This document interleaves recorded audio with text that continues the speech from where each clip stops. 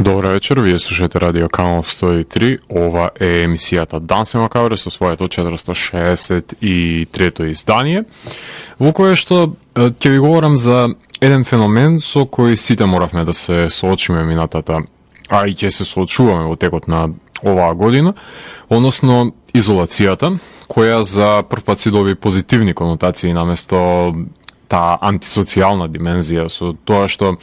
во ковид пандемијата тие што успешно се изолираа од останатиот дел на светот не дозволија нели да се прошири заразата, за разлика од тие што не сакаа да подлегнат на процесот на изолација, кои продолжија непречено да го шират вирусот на секаде, загрозувајќи го животот на најблиските, затоа што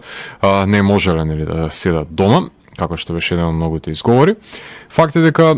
човекот е социјално битие и може да најде изговор за да се убеди во секакво верување. Меѓутоа, изолацијата за многумина представуваше проблем, што ме заинтригира да го направам ова истражување за што е тоа што ги плаши луѓето во самиот процес на изолирање. Примерите за изолација ќе ги наведам од филмската уметност, кај што, иако доминантно место оваа состојба го наоѓа во хорор жанрот, ќе наведам и неколку примери од минатото во кои и емоционалната и социјалната изолација биле прикажани во рамките на артхаус мелодрамите и за крај ќе ви потенцирам неколку нови жанровски филмови кои што содржат изолациони моменти во себе. Само да напоменам дека јас немам брат и сестра, по природа сум реклусивен, така што изолацијата и самотијата се состојби кои не ми представуваат проблем и од мали нозе сум навикнат да живеам со нив, кои некогаш ми се од полза, за да можам да си ги сослушам мислите и да се нурнам во писателскиот свет. Меѓутоа, ова екстремна изолација со полициски часови и ограничени движења се разбира дека допира до кратење на човековите права, што се должи повеќе на неодговорноста на луѓето да ги земат предвид најблиските и нивното здравје со нивните неодговорни постапки. Ако нешто согледав од карантинот и изолациониот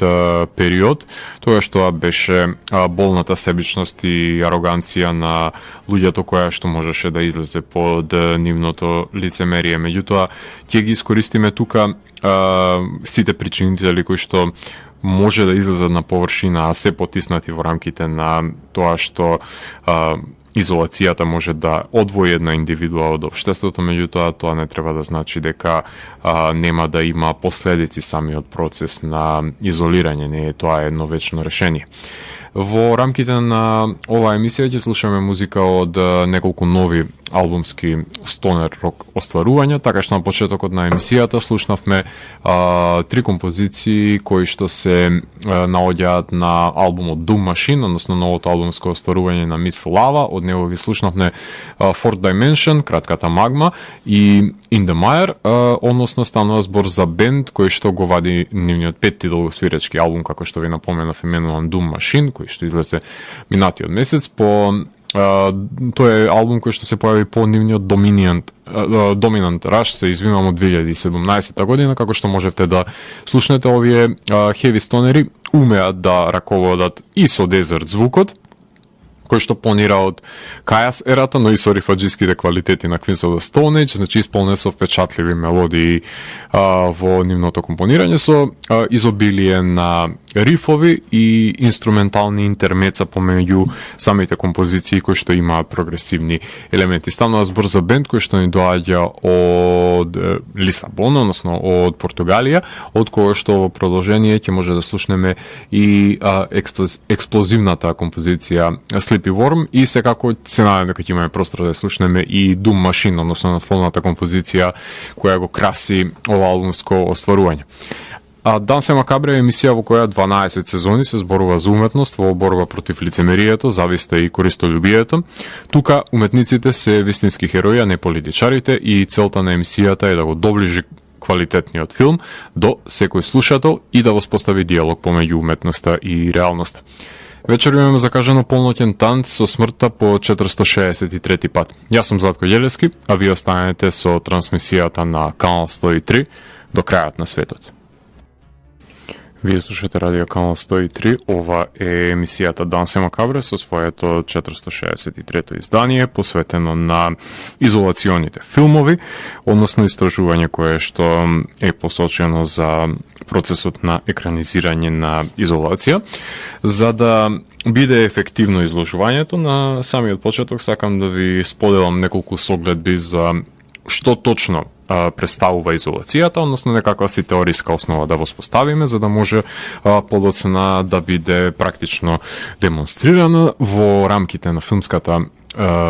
уметност, односно изолацијата во буквална смисла на зборот представува физичко оддалечување на единката од групација на луѓе со кои таа го губи контактот. Причините и мотивите за изведување на овој чин се од различна природа. Па затоа во рамките на најразличните науки изолацијата си ја наоѓа и својата примена. Така, например, сведоци бевме на медицинскиот протокол кој Стивен Содерберг во Contagion деценија назад го екранизираше. На некои индивидуи се уште не можеа да го согледаат пред се значењето кое што го имаше и беше придадено на изолацијата за превенција и заштита на човештвото.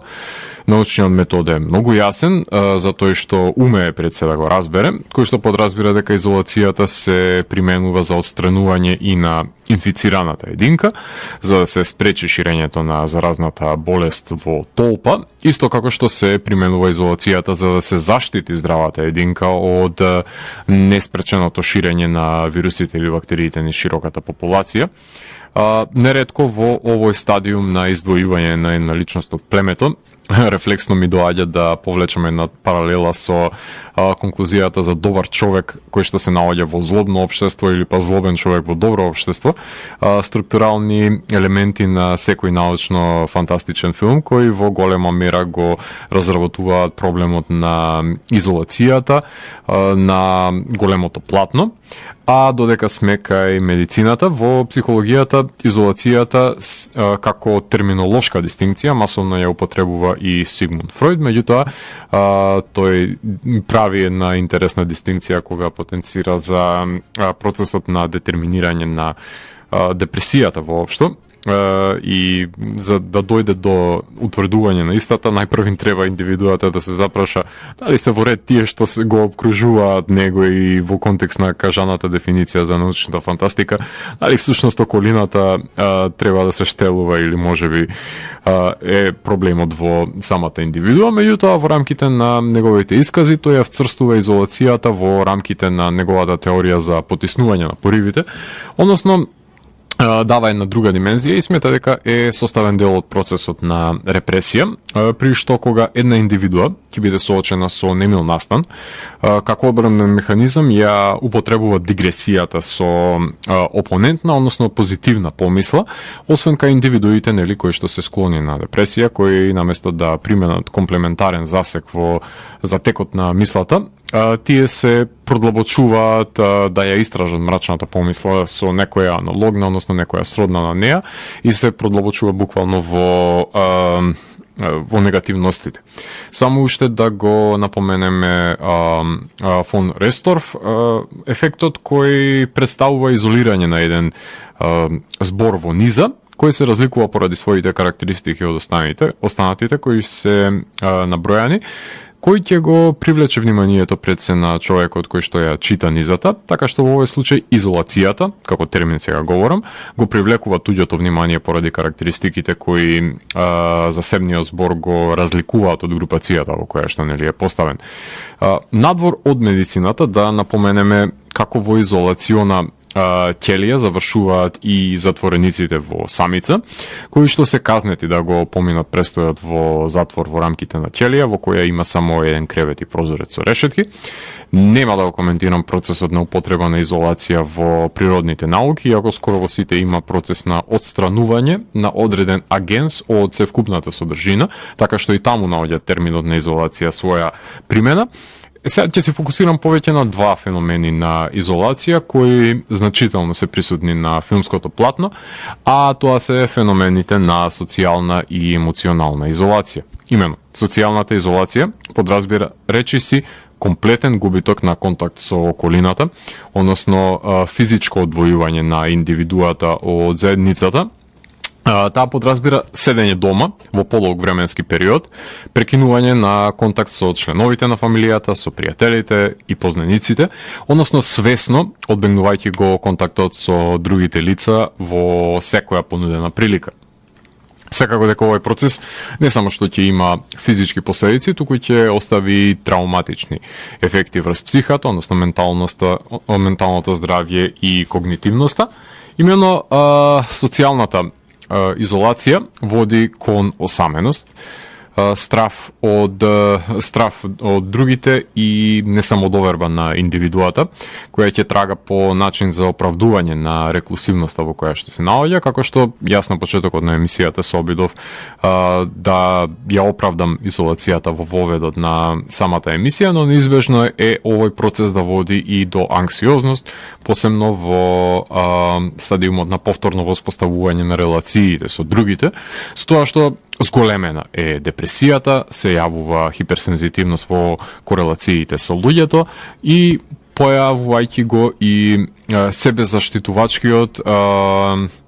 конфирматори бајас го нарекуваат американците, а во слободен превод би бил афирмативна пристрасност, односно тоа е процес во кој што го негирате научниот објективен метод и доаѓате до целта до која што сакате да дојдете, односно занемарувајќи ги неповолните аргументи, само за да пристигнете со претходно зацртаните вредности и гледишта кои што ги имате, што комплетно ја го негира пред се научниот процес и го сведува на фарса, па во случај на изолација тој го вклучува и себезалажувањето, дека подобро е да останеме затворени во домот, заштитувајќи се од надворешната средина. Има најразлични случаи во кои луѓето западнуваат во социјална изолација, нели покрај пандемијата. Тоа е домашното насилство, старењето, семејната криза, нарушено здравје, нели за да се избегне стигматизација, смрт на близок, невработеност, избегнување на неудобност која што се јавува во заедницата, избегнување на настани, како и пред се губитокот на сетилата. Има неколку истражувања кои има дојдено до конклузија дека социјалната изолација го забрзува морталитетот, зголемува тежината на индивидуите, наклоност пројавува кон пушење на цигари, односно на големе пушење на цигари, дефицит на физичка активност и самотијата постои буквално откако човекот стапнал на земјата, морал да се бори со неа,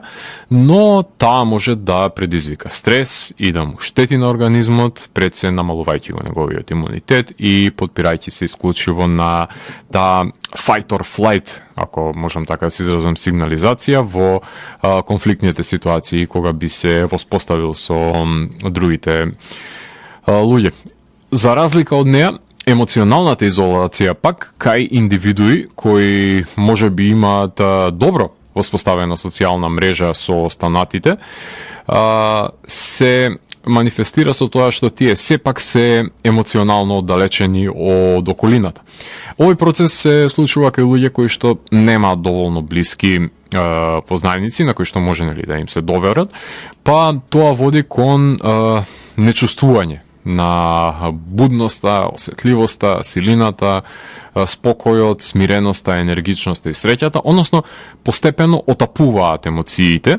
па затоа најчесто се депресивни, натажени, уморени и исцрпени овие лица. Голем број на луѓе кои патат од оваа состојба имаат воспоставено бројни социјални мрежувања, тоа е несомнено, меѓутоа немаат па воспоставено значителна врска со нивните пријатели, туку создаваат површни пријателства, познајници, иако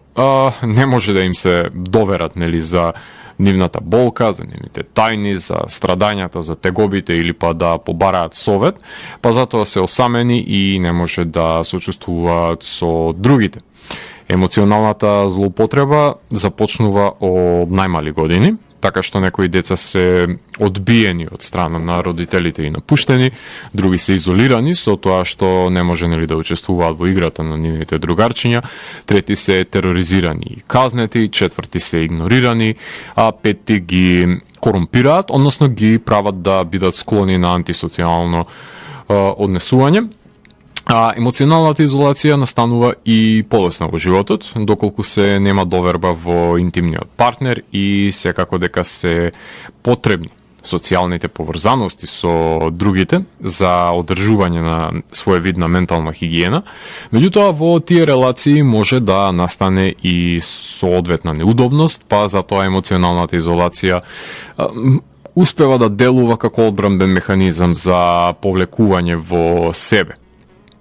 и себе заштитување пред се. Односно, тие си ги чуваат емоциите за себе, во неможност нели да примат емоционална поддршка од другите, не дозволувајќи да се воспостави длабинска комуникација со нив, нели, освен на површната која што имаат воспоставен. Во врските таа настанува поради недоверба кон партнерот, неверство, злоупотреба во дадени ситуации. Најчесто и емоционалната изолација води кон социјална изолација постепено, кај што личностите нема да сакаат да се изложуваат на исцрпувачкото нели вознемирување предизвикано од другите, па затоа ќе се повлечат во својата кула од слонова коска и што подолго се сами, толку повеќе согледуваат дека луѓето се помалку и помалку ги разбираат и ги почитуваат, што може да биде само една нивна накривена перцепција со оглед на тоа што не им имаат дадено можност и шанса да ги согледаат и нив, како што и другите ги немаат согледано во целост самите индивидуи кои што се склони на овај тип на изолација. Значи, ви ги напоменувам двата типови, за кои што ќе се обидам во текот на емисијата и да ви посочам неколку филмови кои што соодветствуваат на овој тип на изолација и кои што може да бидат на визуелен начин прикажани и едните и другите карактеристики во кои човекот се изолира од општеството. Така што тука ќе направиме една кратка музичка пауза. Како што ви напоменав, во оваа емисија слушаме нови стонер рок албуми, а во продолжение ќе слушнеме две композиции од Sterified и нивниот нов албум кој што е именуван Fat Hits, четврт долгосвирачки албум по Feathers од 2018 година. Станува збор за Power Trio под влијание од една страна на Foo Fighters и од друга страна на Queens of the Stone Age. Албумот е издаден за Ripple Music, односно американски лейбл, а бендот комбинира гранж елементи со heavy psych и имаат и прогресивни делници во нивното музицирање. Ова трио ни доаѓа од Москва, од Русија, а од албумот ќе слушнеме Scapegoat и една An Ode to Tenacious D, односно една композиција посветена на Tenacious D. А ќе слушнеме по преслушувањето на Sterified, ќе слушнеме три композиции од Wedge, односно станува збор за дела кои се наоѓаат на албумот Like No Tomorrow. Тоа е нивното трето долгосвирачко остварување, ако не грешам, по Killing Tongue од 2018 година, издаден за Heavy Psych Sound Records под енорно влијание на Deep Purple, на Humble Pie, на Led Zeppelin, значи се во рангот на денешен Wolfmother, со убава комбинација на клавиатура и гитара, значи тоа значи дека станува збор за бенд кој што свири прогресивен рок-н-рол во комбинаторика со психоделичен рок-н-рол и нивното музицирање доаѓа на површина. Бендот ни доаѓа од Берлин, односно од Германија, така што ќе слушнете звучна офанзива од Русија и од Германија, со тоа што од албумот Like No Tomorrow ќе слушнеме Computer, Playing a Role и одличното хитче Queen of the Night, посветено за дамите на ноќта. Потоа се враќам во етер да ви говорам за неколку мелодрами кои што содржат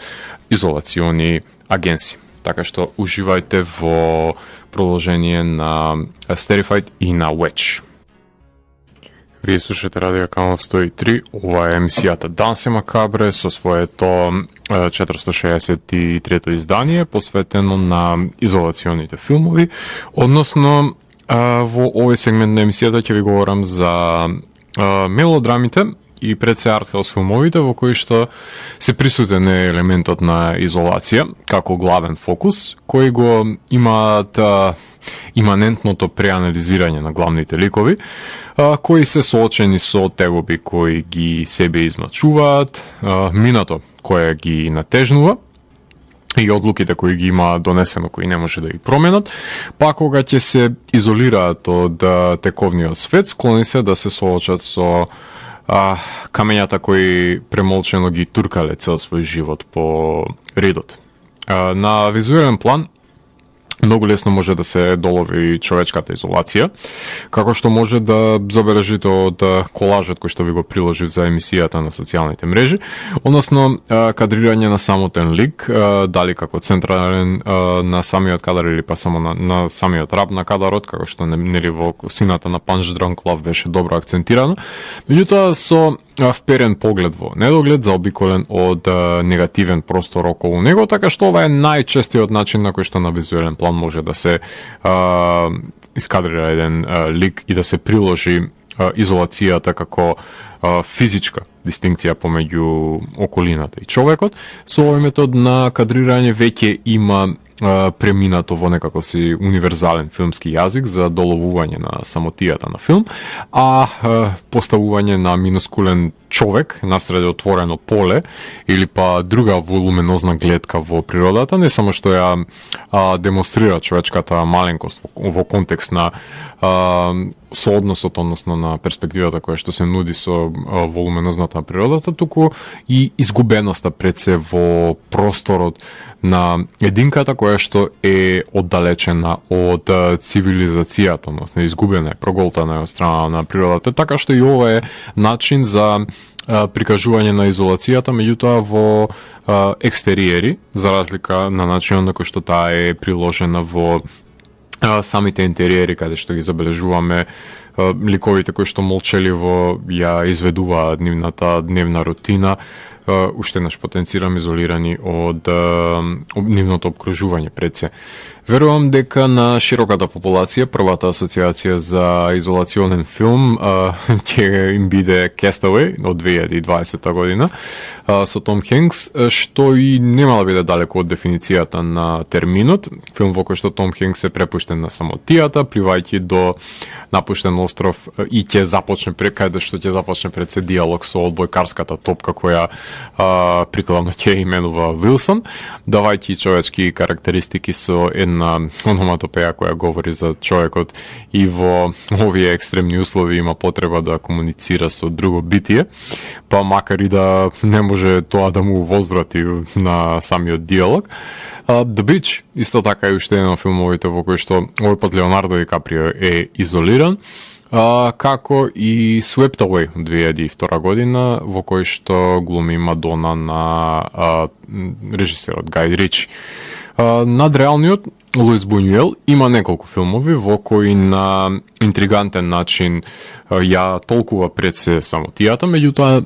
не изолира една личност од заедницата, туку ја изолира заедницата од општеството. Имено, тоа е пред се премисата на Exterminating Angel од 1962 година и на The Discreet Charm of the Bourgeoisie од 1972 година, во кој прави избор на неколку ликови кои потекнуваат од ниската буржуазија, ги заглавува за време на една вечера од која нема да може да се заминат и ние ќе бидеме пред се сведоци на нивните заедливости, кавги и надуени суети, така што Бунјуел изолира една групација, само за да може да го исмее овој пред се лицемерен сталеж, кој смета дека себе си пред се смета дека е над останатите, а во контекст на изолирање на групација на луѓе кои мораат да дојдат до некаква согласност при меѓусебна конфронтација на светогледите. Морам и да го споменам и 12 Angry Men од 1957 година Сидни Лумет, во кој поротата треба да пресуди за нечи живот врз основа на доказниот материјал кој што им е понуден. Во сите адаптации на филмот изолирани се поротниците во една просторија која ќе ја напуштат, која пред се нема да ја напуштат, се додека не дојдат до согласност за вистината, преиспитувајќи се и себе си и другите. Упростена верзија на оваа концепција на затворање на група на ликови во една просторија која води кон апокалиптични димензии е филмот It's a Disaster од 2012 година на Тод Бергер, кај што луѓето вечераат додека во надворешноста на домот во градот е под некаков вид на напад со оглед на тоа што се појавуваат луѓе во безбедносни костими во ентериерот на самата просторија, така како едно наговестување на апокалипсата која надоаѓа. И секако Perfect Strangers, филмската концепција која што во секоја држава различен режисер ја снимаше, доби дури и свое виетнамско издание, ако не се лажам, кое говори за тајните кои кријат паровите кои се собрани на една дружба кај што одлучуваат да играат игра во која мобилните телефони ги оставаат на маса и јавно ќе ги читаат добиените пораки. Роман Полански, кој има мноштво на изолациони хорор филмови, како што се Repulsion и Tenant, најдобри примери за изолација во хорор филм, па дури ете и Rosemary's Baby, има своевидна изолација во контекст на Мија Ферол, со оглед на тоа што нели таа се наоѓа под скрутинизација на соседите сатанисти. Сепак во неговиот период на изолација и бегство од американските власти го сними Carnage во 2011 година, кој исто така може да вклучи пресет членови на фамилија кои се во меѓусебен конфликт, заробени во една просторија, но да не го развлекуваме концептот на заробување на повеќе ликови во една соба, заради тоа што ќе дојдеме на крајот на криштата до The Party од 2017 на Сели Потер, затоа што групната изолација не е баш екстремна форма на социјална изолација, бидејќи овие филмови имаат за цел да го прикажат пред се општеството во мало, со помош на синекдохата нели на малиот колектив кој е подготвен да се изеде еден со друг. Тука емоционалната изолација има поголем удел, бидејќи луѓето се во кои што и во друштво знаат да бидат далечни еден од друг и да прикријат многу значајни вистини кои што остануваат да бидат тајни помеѓу нив и да не забегуваме од темата со премногу дигреси, затоа што евентуално нели ќе дојдеме и до Breakfast Club на Џон Хјус, а не сакам тоа да се случи и да направиме една сеопширна набројувачка низа. Изолацијата е спроведлива и на двајца ликови, кои се соочени еден со друг во дијалошка форма да ги истераат натрешните демони на површина. Таков е случајот со филмот The Sunset Limited од 2011 на Томи Ли Джонс и My Dinner with Andre од 1981 на Луис Мал. Самотијата е конститутивен елемент од филмографијата и на Кишловски. Се присутна е во секој од филмовите од Декалог и кратките филмови за љубовта и убиството. Меѓутоа, во овој контекст ќе го земеме пред се Three Colors, односно Blue, сегментот од трилогијата Сино, односно составен дел од триколорната антологија, наменета на Либерте, Фратерните и Егалите, односно револуционерната компонента, фокусирајќи се на слободата, односно на емоционалната слобода, во кој сопругот и детето на Жулиет Бинош се убиени. Па штом се пресечени семејните врски, таа одлучува да се препушти пред се на животот во изолација, кратејќи ги и контактите и врските пред се со луѓето од заедницата, кои ги воспоставила во минатото,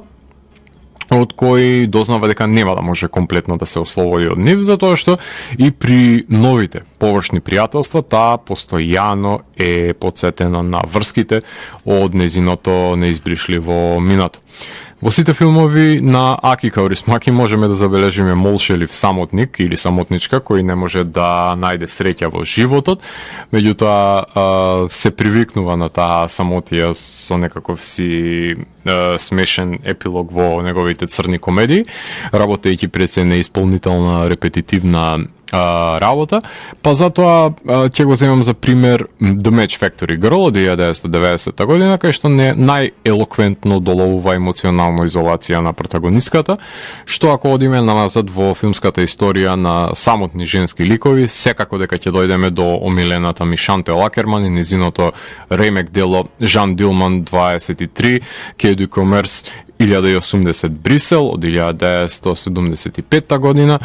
а машкиот пандан на самотен лик во емоционална изолација секако дека ќе биде реминесцентен на Жоаquin Феникс од Хер на Спайк Джонс, кому очајно му е потребна персона со која ќе може да се поврзе, па макар и тоа да е гласот на Скарлет Хансон од апликација. Урсула Мајер пак сними еден интересен изолационен филм во кој една фамилија ќе се обиде да се носи со настанатата промена на пуштањето во оптек на автопатот, кој се наоѓа покрај нивниот дом во филмот Home од 2008 година. Односно, тоа е фамилија која не на деценија веќе живее покрај напуштен пат до нивната куќа. Меѓутоа се имаат навигнато на изолацијата од цивилизацијата, но нивниот мир ќе биде постојано нарушен од случајните минувачи, кои нема да бидат добре дојдени во дворот на домот, пред се на клаустрофобичниот сопруг кој што го има Изабел Лупер. Семејството веќе се има навикнато да живее во дворот, да си има базен и градина, но покрај метежот тешко дека ќе успеат да ја задржат пред се и да не изгубат интимата која што ја негувале. Од 2013 година беше снимен и Exhibition на Јоана Хог, кој што е уште еден филм кога при продажба на куќата еден пар треба да се соочи со промената на навиките при кои се приврзале во изолацијата во неа. И уште еден мајстор за доловување на човечката изолација од општеството е прерано починатиот Ким Ки Дук, од чија што богата филмографија ќе го издвојам за потребите на емисијата Три Айрон од 2004 година, кој сметам дека најдобро ја доловува не само изолацијата на младото момче, која обива во домовите на богатите семејства кои се на одмор, туку и на самотните членови на семејствата кои се заробени во тие домови, кои од Паразайт на Бонг Јун Хо дознавме дека може да бидат и стапици за најразлични непоканети гости кои живеат во нивните подножја, а додека сме кај азиските семејства, да не забораваме да го напоменеме Nobody Knows на Хироказу Корееда и пред се младиот Акира кој се грижи за своето семејство по смртта на неговата мајка, а впрочем Корееда често снима ваков облик на микросемејство кое живее на маргините на општеството, изолирано нели од тековите во обид да преживее. Малку подолу се движиме низ Азија, односно до Тајван, каде што режисерот Цај Минг Лијанг го сними филмот The Hall во 2008 година, во кој додека се шири смртоносна болест во градот, осамените ликови во зградата се изложени на тунел низ апартманите, низ кои си дзиркаат во меѓусебната интима, а остануваме во Азија, но одиме овој пат во Иран, кај што Јафар Панахи е во исчекување на неговата пресуда од судската фатва против него, па решава да не джаволевари и зема камера да ја долови својата физичка изолација во филмот This is not a film од 2011 година. Турските артхаус режисери Денис Гамзе Ергувен, снимајќи го турскиот Virgin Suicide, односно Мустанг, како и мајстрото Нури Билге Джелан, кој во секој од неговите филмови има плејада на самотни ликови кои живеат во изолација од општеството, дали е писателот во The Wild Pear Tree или фамилијата во првиот Касаба.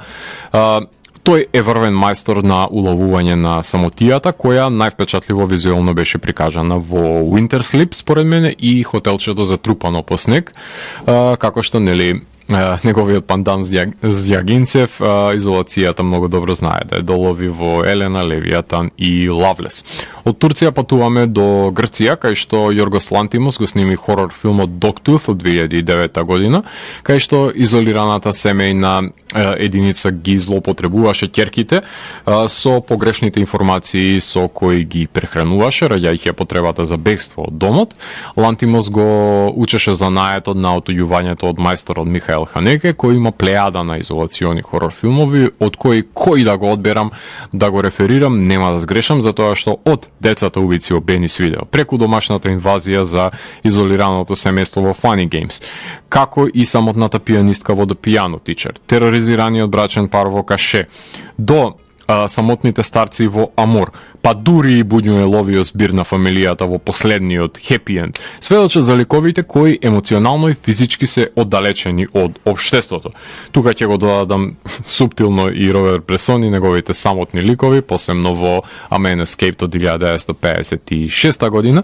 И ако продолжиме да патуваме низ државите, ќе морам да ви набројам илјадници изолациони филмови, но ќе дојдеме евентуално до Perfect Sense, до Portrait of a Lady on Fire и до Амонит, за да најдеме љубов помеѓу самотни ликови, која што се раѓа во комплетна изолација. Емил Хирш ќе се изолира во дивината во Into the Wild од 2007, како што Риси Уитерспун ќе се препушти на незиното патешествие во Wild од 2014 година. Ово се филмови пред се роуд филмови кои што сведочат за авантурите кои ги смогнува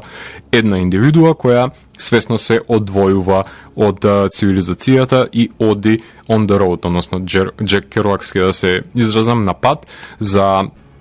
да смогне едно патешествие кое што ќе ја направи да биде поразлична, односно по изградена личност од тоа што претходно било, со новите искуства кои што ќе ги стекне на патот. Тука може да направиме една кратка музичка пауза. Во продолжение ќе слушнеме две композиции од Liquify, односно станува збор за кои што доаѓаат од Illusionary Reality, нивниот втор албум, еден музичар кој што го сними албумот по истоимениот албум на овој проект. Станува збор за психоделичен Desert Rock, налик My Sleeping Karma, станува збор за автор од Washington од SAD и по нив ќе слушаме Sons of the Stone, од кој го издадува нивниот нов албум Live Long and Die Free, седми долгосвиречки албум по Медуза и Джем од минатата година. Стана збор за психоделичен стонер рок од Парис, овој пат од Франција, така што се слични по сензибилитет и доколку имаме време ќе преслушаме по две композиции од овие албуми и на крај се вклучувам во етер за да ви говорам за хорор филмовите кои што ги содржат изолационите агенции. Уживајте. Вие слушате Радио Канал 103, ова е емисијата Данс и Макабре со своето 463-то издание посветено на изолационите филмови, а за самиот епилог на емисијата сакам да ви говорам за изолацијата како е прикажана во рамките на хорор жанрот. Именно хорор жанрот е погоден за доловување на изолацијата на големо платно, за тоа што во некои од хорор филмовите таа е причинител за ескалирање на менталната детеријација на ликовите, но најчесто крие добра причина за изолирање на одредени ликови од цивилизацијата во дивината, кај што сосема друг е антагонистот, кој што ќе ги сотре ликовите, дали се тоа деца во шумата, залутани патници со автомобил во погрешна насока во рурална местност или па ликови кои што се избегани во колиба во Вукојевина. Љубителите на хорор жанрот исто така многу добро се запознаени со протоколите кои се потребни да се спроведат за време на пандемија, ги гледале во илјадници филмови, така што не сме толку малоумни да треба да ни се срка со лажица за да сватиме дека треба да се затворат границите на државата, да престанат да се мешаат луѓето едни со други на прослави и да започнат да носат маски пред се. Затоа се поспретни и понапредни љубителите на хорор филмот од останатите, затоа што имаат ментална подготовка за најлошите насилни сценарија, вклучувајќи тука и самата смрт. Има голем број на тензични филмови кои се снимени од изолационен актер на одредена локација, кај што изолацијата не е толку голем проблем колку што се пред се последица, иако антагонистот знае да биде природната непогода, како што е на пример бродоломот во The Boat или па All is Lost, или па Life of Pi од 2012 година, како и Crownhurst. Имаме заглавеност во Карпа во 127 Hours од 2010 година, Возачот кој што е осамнат во Локе од 2014, Закопаниот Рейнолдс во Берит од 2010 година и имаме Обкруженост од ајкули како во Shallows од 2016-та, Blackwater, Open Water, 47 Meters Down. Ајде да ги тргнеме на страна научно-фантастичните филмови, од кои сите, ама буквално сите филмови во кои забележуваме космонаути во Вселена, силно се подпираат на изолацијата на ликовите, која што ги осамнува, како што е случајот со Ad Astra, Gravity, Moon, Sunshine, Life, High Life, The Martian, 2001 Space Odyssey и мал милион на други научно-фантастични филмови, меѓутоа ненадменлив ќе остане Тарковски и неговиот Solaris, кој ги впрегнува самотните космонаути да се соочат со халуцинациите на нивните случувања во минатото, а ќе си земам право и да го напоменам, да ги напоменам тука талкачите во Stalker, исто така кои што подлегнуваат на самотијата, поминувајќи ја зоната, како што девојките на Гарланд минуваат низ Annihilation. Гарланд знае да ја долови и изолацијата на роботот во Ex Machina од 2015-та, меѓутоа од приземјените изолациони филмови, тука ги имаме Coherence од 2014-та, Time Crimes, исто така дефинитивно се вбројуваат во најквалитетните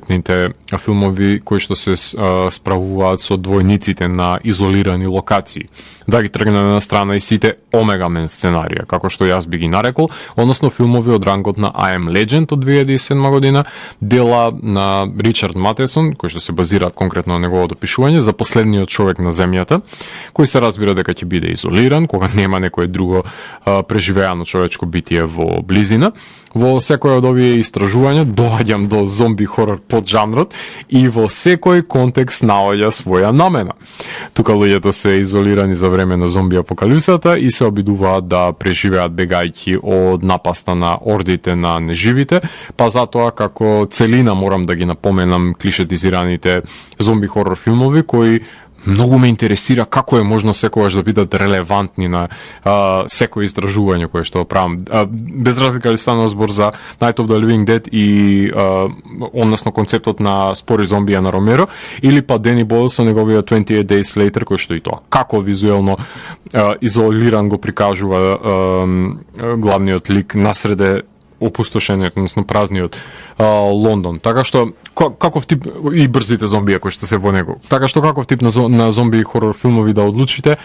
соодветствува на изолацијата. Очигледно ете се наменски се тие филмови, иако се толку генерички за гледање. Да ги тргнеме исто така на страна и трите изолациони култни хорор постаменти, Alien, кој најелокветно ја посочуваше самотијата во Вселена, кај што никој не го слуша вресокот, нели, потоа The Thing, кај што една екипа на мажи кои што се наоѓаат во база на Антарктикот, се изолирани под снежна покривка и има убиствен воземјански вирус кој нели ги запоседнува нивните тела, и секако Shining, кој е најелоквентниот пример нели за негативните последици на самотијата, кои се генерираат кај Джек Торенс,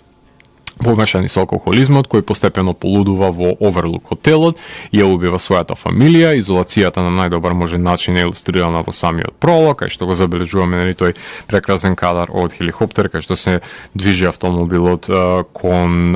самиот хотел. Тука изолацијата е иницијалната каписла која го подхранува неговиот гнев кој што тлее во него и лудилото пред се. Ако тоа не ви е доволно, Стивен Кинг ја имаше една доза реализирана во Мизери од 1990 година, која знае како треба да се однесува еден читател со нејзиниот омилен писател. Изолиран човек кој нема поваметна работа да сведочи на убиство во соседството, секако дека го имаме во Rear Window на Алфред Хичкок од 1954 година. Модерните хорор филмови добија неколку видови на имплементирање на изолација во нив. Еден бранд беше составен дел нели од изолирање на групација на ликови кои се соочени со својата екстинкција, како што беше нели моќниот торчер хорор жанров во 2000-тите години, предводен од Saw, Red Room, Breaking Room, The Killing Room, Hunger, Exam, House of Nine, Aquarium, The Hall, Isolation, пред се мотивирани од предвесникот Cube од 1997 година и наследени од филмовите за Escape собите и ARG искуствата во изминатите години. Секако тука еден контрапункт е европскиот, односно францускиот екстремизам и филмовите кои што доаѓаат со изолирање на неколку индивидуи кои што постепено се измачени од страна на насилниците во руралните предели, така што тоа е контрапунктот кој што се појави паралелно со американскиот екстремизам во рамките на торчер хорор жанрот. Исто така морам да го напоменам тука Сейф од 1995 година на Тод Хейнс, неретко толкуван како хорор на душата, го предводи ликот на Џулијан Мур, која почнува да манифестира психосоматски знаци на алергија од светот, што ќе ја доведе до изолација на еден култистички ранч. The Village ќе споменеме од 2004 и Бакурао од 2020, кои што се филмови во кои е вклучена изолација на една местност, која е под постојана закана на надворешноста. Хепенинг исто така на Шајмалан ќе го броиме тука, иако не треба никаде тој филм да се бројува според мене. Ревенус од 1999 и Alive од 1993 година се преживувачки филмови во кои протагонистите заглавуваат во невозможни услови за преживување во природата, изолирани од општеството, за тоа што и вестернџиите од Донер парти кои што не ги режираше Манчески и рагбистите ќе започнат да се јадат меѓусебно за да преживеат. Meat is back on the menu во овие канибалистички филмови. Семејствата кои живеат во куќа, оддалечени од цивилизацијата, се исто така лесна мета на домашна инвазија, како во The Strangers, Kidnapped, You're Next, Housebound, па и тие во зградата од Рец беа изолирани од околината во карантин. Туристичките филмови како Perfect Getaway, Turistas, Isolation и сите кои во кои американски пар се изолирани или во странска држава се вклучени во рамките на оваа концепција. Да ги напоменеме и постапокалиптичните Dust Devil, The Bad Batch, The Road и Children of Men, како и Mad Max серијалот, кој што изолираат ликови во широкото пространство на пустелијата, односно сите роуд филмови кои вклучуваат лик кој има смогнато Кембелово нели патешествие за спознавање себе си при осознавање на надворешниот свет во овие роуд хорор филмови. Хичер, Joyride и Дуел изолираат ликови кои што нели се борат да преживеат на автопатот. Ако веќе ја тегнеме дефиницијата до немајкаде и нив ќе мора да ја вклучиме, и изолирањето во оддалечена куќа во жанрот е концепција која се интензивираше од Evil Dead и House од 80-тите години, па благодарение на нив денес ги имаме Cabin Fever, The Cabin in the Woods, Silent House, Panic Room, Hush, Gerald's Game, Devil, The Green Room,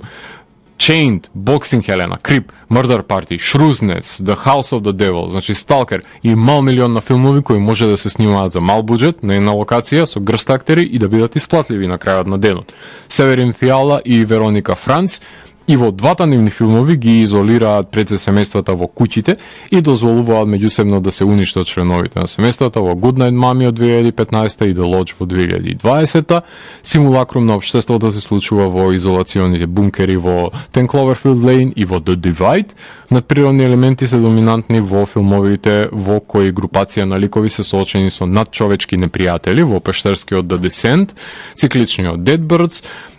невидливото е напаст во It Comes at Night, во земјаните во A Quiet Place, Bird Box и The Mist и Stakeland. Во филмовите во кои ликовите се заробеници на нивните тела со хендикеп, можеме да ги издвоиме The Diving Bell and the Butterfly и слепилото во The Blindness. Изолација постигната со киднапирање може да погледнете во Oldboy од 2003 година и Room од 2016 година. Роберт Егес и Ари Астер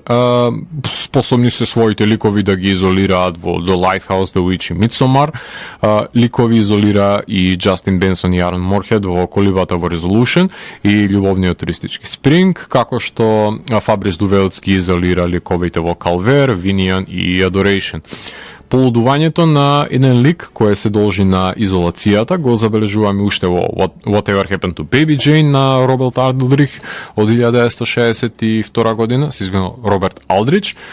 чишто модерни пандани се Посум од 2018 на Метју Холнес, Дарлинг од 2015 на Мики Китинг и прекрасниот Баг од 2006 година на маестро Вилијам Фридкин, како и Кроненберговиот Спајдер од 2002. а неговиот предсе комплекс на згради во Шиверс е доволно изолиран, а сепак урбан за да се прошири заразата на станарите. Натрапник во изолираниот дом имаме и во Of Unknown Origin од 1982, во The Vagrant од 1992, The People Under the Stairs на Wes Craven во 1991 и Bad Ronald и Hangman, ајде да испоменеме тука во овој контекст. Филмови на една локација се 1408 на Микаел Халфстром, Under the Shadow на Баба Канвари и May the Devil Take You на Тимоти Ханто и скоро сите негови филмови. Секако Evil Death Trap од 1988 на Тошихару Икеда, Тесис и Mute Witnesses на филмови кои не се за тука, но јас ќе си ги напоменам затоа што ми прават мене мерак, затоа што за да снимаш убиства на луѓе на камера треба нели да ги изолираш од средината, се разбира дека некои од нив ќе избегаат, меѓутоа затоа се тука продолженијата. Денес изолацијата има значајна улога во хорор жанрот, затоа што ловџискиот Hunter x Hunter е добар пример за изолирана фамилија, потоа камерните The Beach House, The Rental Relic, кои вклучуваат мали семејни заедници, односно парови кои се оддалечени од цивилизацијата. Прекрасната брканица на убиецот и жртвата на издивината е доловена во филмот Alone, како што модерната црвенка нели беше бркана од човеколиките волци во Hunted. Исто така Елизабет Мос нели е изолирана во The Invisible Man, додека невидливиот човек нели неа малтретира со домашното насилство и gaslighting. Тука ќе споменеме и The Forest, Temple, Sator, Кокоди Кокода и The Ritual, кои ги водеа ликовите во изолација на недопирливата шума која крие тајни, и емоционална изолација беше присутна во девојката склона на Пајка, во пастелниот Swallow и негователката нели која сака да ја спаси душата на богаташката во Сент Мод, додека низиниот разум нели постепено ја напушта. Францускиот The Night Eats the World и корејскиот #Alive се модерни зомби хорор филмови во кои протагонистот е единствениот човек преживеан во зграда, а обиколена од древностни зомбија. Гаспар Ноe со неговите Клаймакс и Нокс Аркана ги изолира протагонистите во далечни магазини, простории за снимање, кај што ги вежбаат кореографиите или снимаат филмовите, нели предпостепено да ги полуди, се разбира во неков манир. Додека сме кај артхаус хорор филмовите, Еми Сајмис сними еден одличен буњуеловски хорор кој е предвестник на ковид кризата, кој вклучува ликови кои доаѓа до помислата дека ќе умрат и животите комплетно им се променуваат непосредно пред смртта во She Dies Tomorrow, а режисерот Роб Севеч продуцираше изолационен зум хорор, нели кој го гледавме сите додека бевме на принуден карантин во домовите, односно тоа е хорор филмот Host. Да не заборавам да го напоменаме Вивариум, кој што беше една Twilight Zone епизода во која беше заглавен младиот пар, кој не може да го напушти малото, кој примени абсурд за да ги држи како заложници, додека One Bedroom хероината која бараше еднособен стан заврши како заробеничка на една комуна за самопомош, а парот во Centigrade беше например заробен во автомобил под снежна покривка, додека беа заглавени па од друга страна девојки во подводниот Breaking Surface и една девојка се обиде нели да преживее на пуст остров против монструм во Sweetheart, додека пак тинејџери заглавија во провалија во превртен автомобил, додека беа во прогон во Accident од 2017 година. Само за крај да потенцирам дека и Джордан Пил ги изолира своите ликови од околината, како што беше тоа афроамериканецот во посета на семејството на неговата бела девојка во Get Out, исто како што семејството беше изолирано и соочено со своите двојници во Us. Тој користи социјалната изолација за да го направи невозможниот подвиг за нивно спасение од страна на околината, нурнувајќи ги во тајните светови, кои постојат во наша непосредна близнина, но не сме запознаени за нив, се додека нели не е предоцна. Тука ќе ја завршам емисијата со помош на бендот Electric Yawn и композицијата House of the Fallen Sun, односно станува збор за композиција која се наоѓа на нивниот нов албум Spice Must Flow, втор долгосвиречки албум, поминато годишното нивно издание. Еден човек стои за овој бенд, станува збор за инструментален психоделичен Стонеро кој што користи доста атмосферични ефекти, станува збор за автор кој доаѓа од Сиднеј, од Австралија, така што во рамките на емисијата пропатувавме од Австралија назад во Франција, САД, Германија, Русија и Португалија, така што се шетавме на што е можно повеќе континенти на музички план. Јас сум Зlatko Ѓелевски и го затворам 463-тиот гримоар на Данс е Макабре и го враќам на полицата кај останатите изданија кои кријат тајните на универзумот.